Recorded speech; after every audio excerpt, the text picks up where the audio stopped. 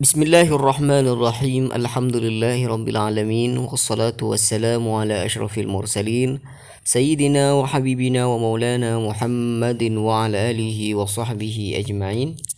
Pada kesempatan kali ini kita akan melanjutkan kajian matan Abi Suja.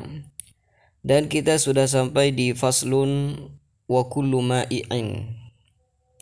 Jadi fasal ini akan menerangkan tentang hal-hal yang keluar dari dua jalan, yaitu qubul dan dubur. Faslun wa kullu ma'i'in kharaja minas sabilaini najisun. Kata musannif, semua yang ma'i, semua benda yang cair yang keluar dari dua jalan, yang dimaksud dua jalan di sini adalah qubul dan dubur, maka hukumnya najisun. Hukumnya najis. Illal maniyah, kecuali mani. Jadi mani walaupun cair, keluarnya itu tidak najis. Jadi mani itu suci. Kemudian musannif melanjutkan pembahasannya, wa ghaslu jami'il abwali wal awrathi wajibun. Dan membasuh semua kencing atau kotoran, dan semua kotoran itu hukumnya wajib. Jadi hukum membersihkan semua kencing dan semua kotoran itu hukumnya wajib. Illa baulas sabiyya alladhi lam ya'kulit ta'am, kecuali kencing seorang bayi yang tidak makan makanan kecuali air susu ibunya. Maka kencing seorang bayi yang masih belum makan makanan selain ASI, maka fa innahu yathuru birasyil ma'i alaihi, maka kencing tersebut bisa dihukumi suci hanya dengan rasyil ma', memercikkan air pada tempat yang terkena kencing bayi tersebut. Thumma qala al-musannifu wa la yu'fa an syai'in minan najasati illa al-yasira minad dami wal qayhi. Semua darah dan semua nanah itu hukumnya najis. Tapi apakah semuanya itu?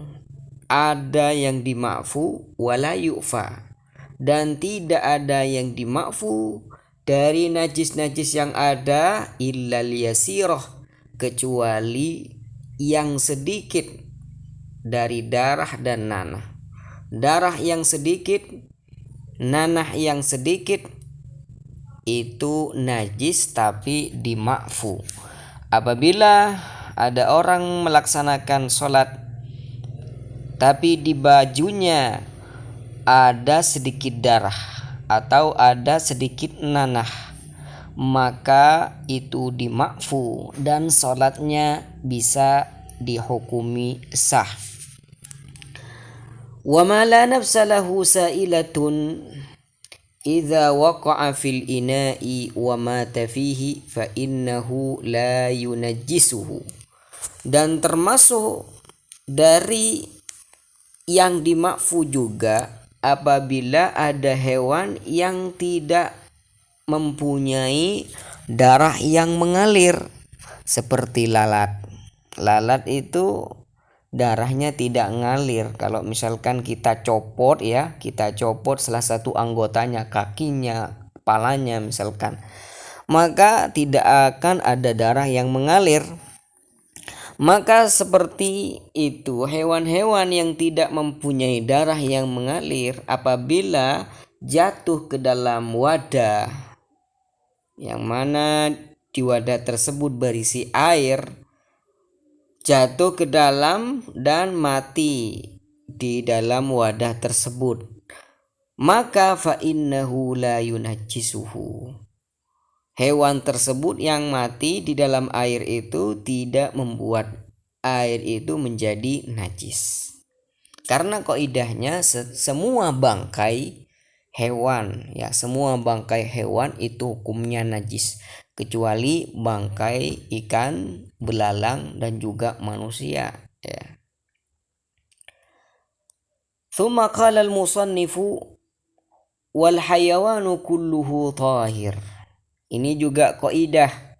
Semua hewan, semuanya tanpa terkecuali itu suci. Ada yang dikecualikan di sini.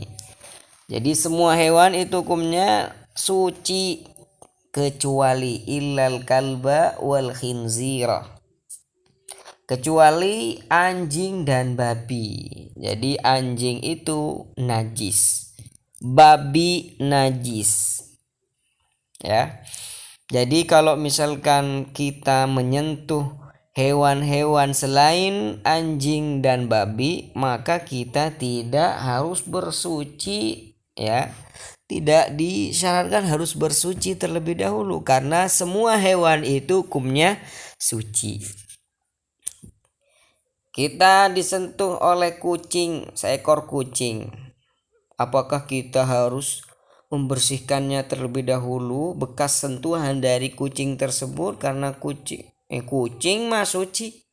Maka tidak usah untuk kita sucikan karena kucing memang sudah suci.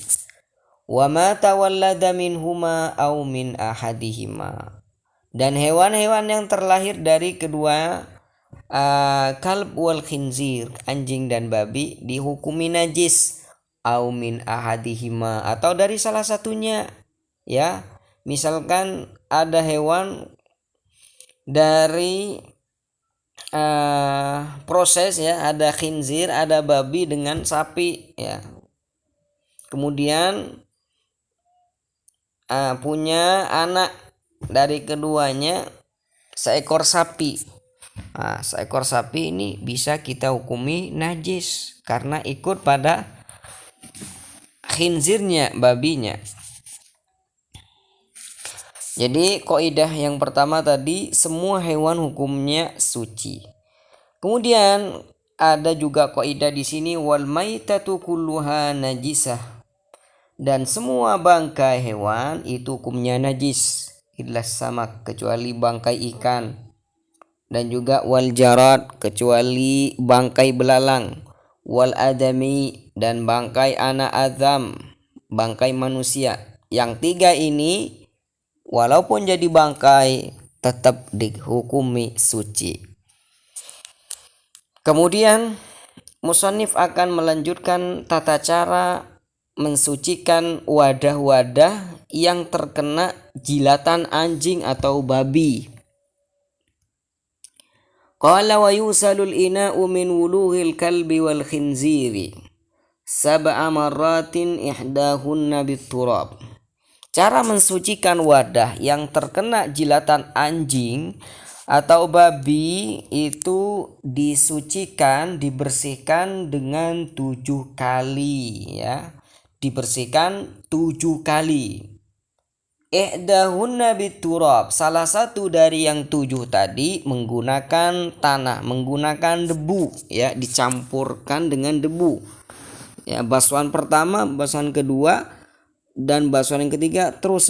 Tapi salah satu dari itu menggunakan debu ya, dicampur airnya dengan debu.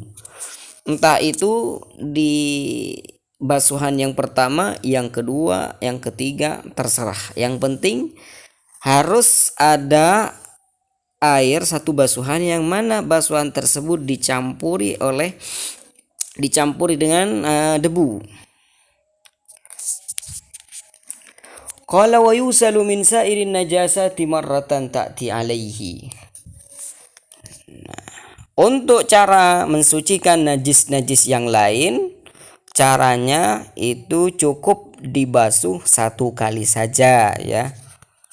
Wassalasatu afdal, tapi kalau kita ulangi sampai 3 kali itu lebih utama dan lebih afdal. Wa iza takhallalatil khamratu binafsiha, apabila khamar berubah menjadi cuka dengan dirinya sendiri, tidak dengan bantuan yang lain, tahurat, maka akan menjadi suci. Sebelumnya kita ketahui bahwasanya khamar itu hukumnya najis. Kalau khamar itu dihukumi najis apabila khamar tersebut terkena baju kita, maka kita harus sucikan karena khamar hukumnya najis. Tapi khamar itu kalau diproses atau berproses dengan dirinya sendiri menjadi cuka, maka akan menjadi suci. Akan tetapi wa in khullilat bi tarhi syai'in fiha lam tadkhur. Apabila proses perubahan khamar tadi menjadi cuka dengan bantuan yang lain, kita lemparkan sesuatu di dalam khamar tersebut sehingga berubah menjadi cuka, maka tidak menjadi suci, ya.